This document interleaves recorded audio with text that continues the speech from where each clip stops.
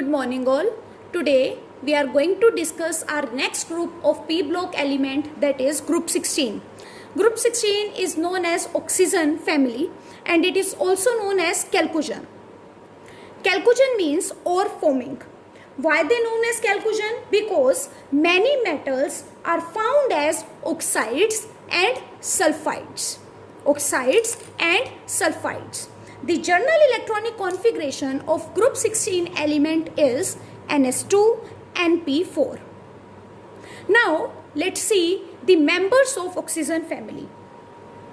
First member is oxygen, second is sulfur, third is selenium, fourth is tellurium and fifth is polonium. Now the atomic number of oxygen is 8. Now add 8 in this, then you will get 16. 16 is the atomic number of sulfur. Now add 18, you will get 34. 34 is the atomic number of selenium. Now again add 18, you will get 52. 52 is the atomic number of tellurium. Now add 32 in this, then you will get 84. That is the atomic number of polonium. Now let's talk about the electronic configuration of these members. Oxygen electronic configuration is helium 2s2 2p4. Sulfur electronic configuration is neon 3s2 3p4. Selenium electronic configuration is argon 3d10 4s2 4p4. Tellurium electronic configuration is krypton 4d10 5s2 5p4. And last, that is polonium, electronic configuration is xenon 4f14 5d10 6s2 6p4. Oxygen and sulfur are non-metals. Selenium and tellurium are metalloids, whereas polonium is a radioactive metal. And due to its radioactive nature, we will only going to talk about these four elements, that is oxygen, sulfur, selenium and tellurium. We will not talk about polonium because of its radioactive nature. Now as you can see, as we are moving down the group, the metallic character is increasing. Before starting with the properties, let's talk about inert pair effect. As you all know, what do you mean by inert pair effect? Due to poor shielding effect of d and f orbital, the outermost electron do not participate in the bonding. That is known as inert pair effect. Now let's talk about the atomic and physical properties. First atomic property is atomic and ionic radii. As you know, as we will move down the group, the atomic and ionic radii will increase due to increase in this size. But as we will move group 15 to group 16, that is from left to right, then size will decrease due to increase in nuclear charge. Next is ionization enthalpy. What do you mean by ionization enthalpy? The amount of energy required to remove the outermost electron. So as we will move down the group, size will increase, due to which the force of attraction between the nucleus and the electron will decrease. So due to this, the less amount of energy is required to remove the outermost electron. So on moving down the group, the ionization enthalpy will decrease due to increase in size. But as we will move group 15 to group 16, as we will move from group 15 to group 16, the size will decrease. And due to decrease in the size, there will be the more force of attraction between nucleus and electron. Due to more force of attraction, the more amount of energy is required to remove the outermost electron. So due to this, more ionization energy is required. So on moving down the group, the ionization enthalpy decreases. While moving from left to right, the ionization enthalpy increases. Now, let's see one question, that is, why ionization enthalpy of oxygen is lower than nitrogen, or you can say why ionization enthalpy of group 16 element is lower than group 15 element. Now only we have studied that ionization enthalpy increases on moving left to right, but here what is asked from us, why ionization enthalpy of oxygen is lower than nitrogen, or why group 16 element have lower ionization enthalpy than group 15.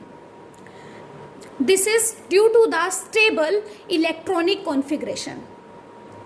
If we will see the general electronic configuration of group 15 element or nitrogen, the general electronic configuration of group 15 element is Ns2np3.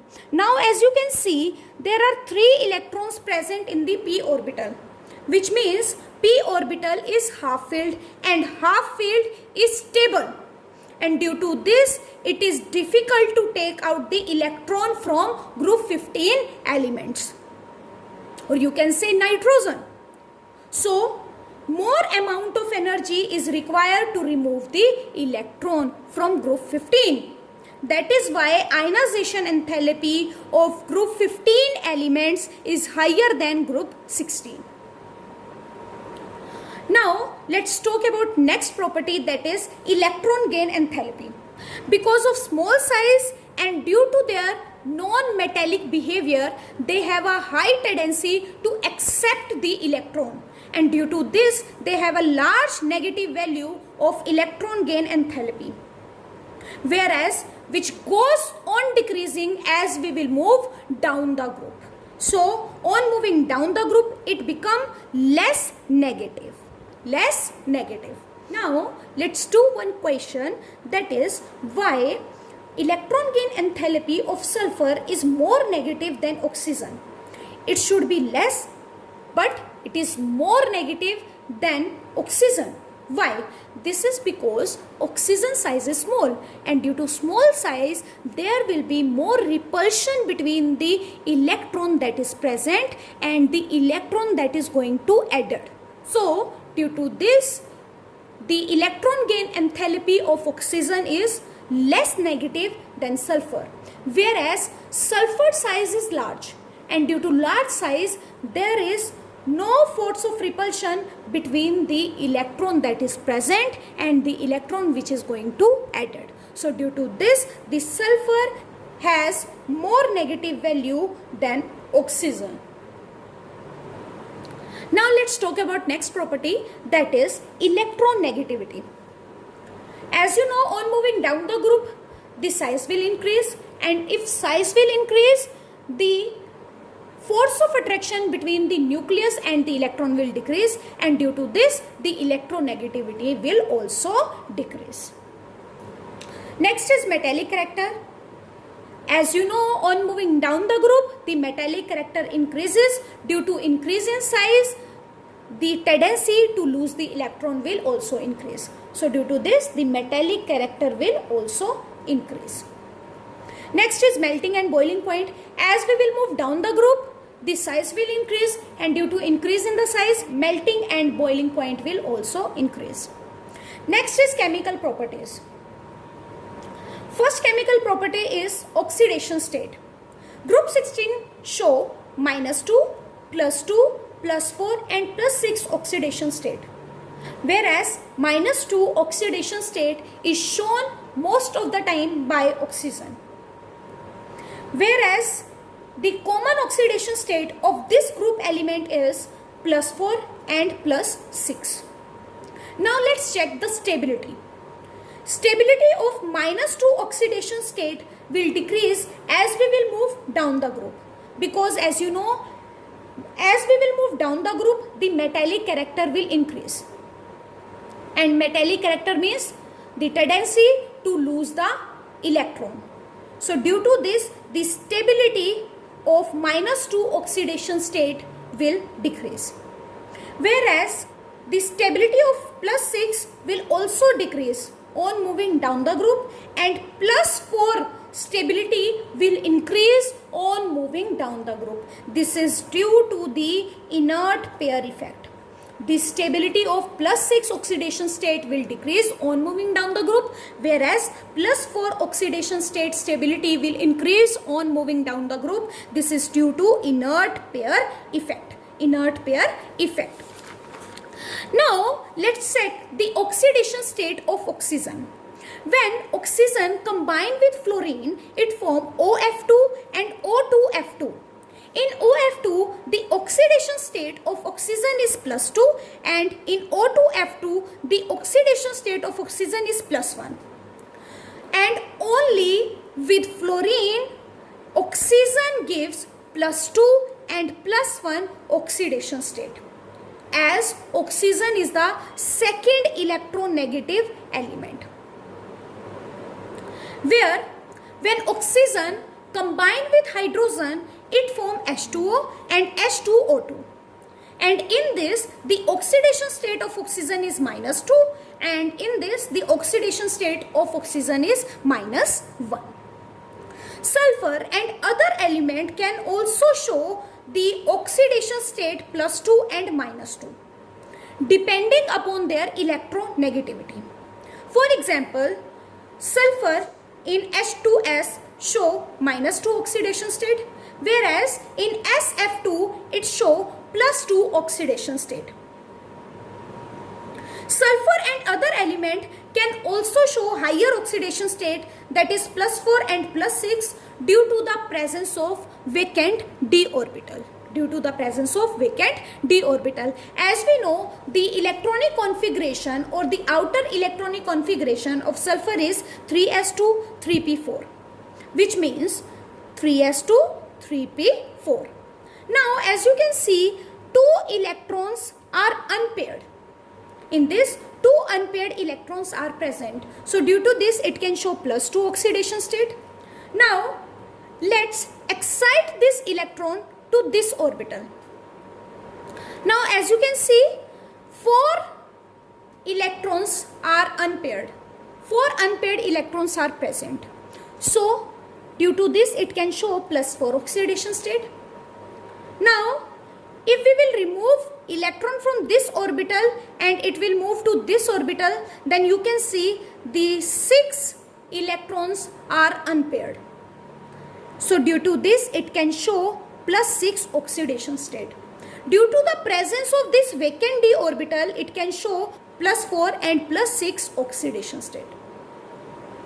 Now there is a question why SF6 is well known compound while OF6 is unknown. As you know, because sulfur has vacant d orbital, whereas oxygen doesn't have vacant d orbital. So due to the presence of vacant d orbital in sulfur, it can form SF6. SF6. Now let's talk about multiple bonding. Due to small size of oxygen, it forms p-pi multiple bond.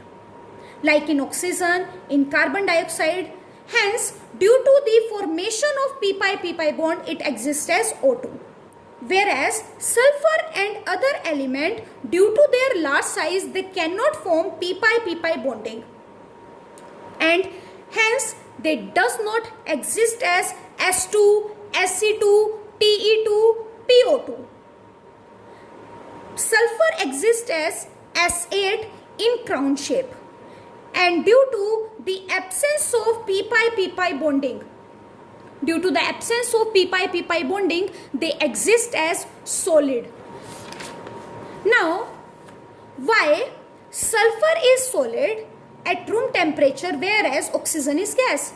The simplest answer, because of the formation of p-pi bond in oxygen, it exists as gas, whereas in sulfur there is no formation of p-pi bond. That is why it exists as solid. Or you can answer, due to the small size of oxygen, it have weak van der Waals forces, and due to this it exists as gas, whereas in sulfur there is strong force of attraction. So due to this, it exists as solid.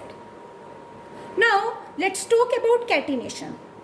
Among all, sulfur show maximum value of catenation due to its large size, and due to catenation it can form S8. Now please try to do what are the allotropes of sulfur. And second question, why and which form of sulfur is paramagnetic in nature? I hope you have understood today's topic. So that's all for today. Have a nice day ahead.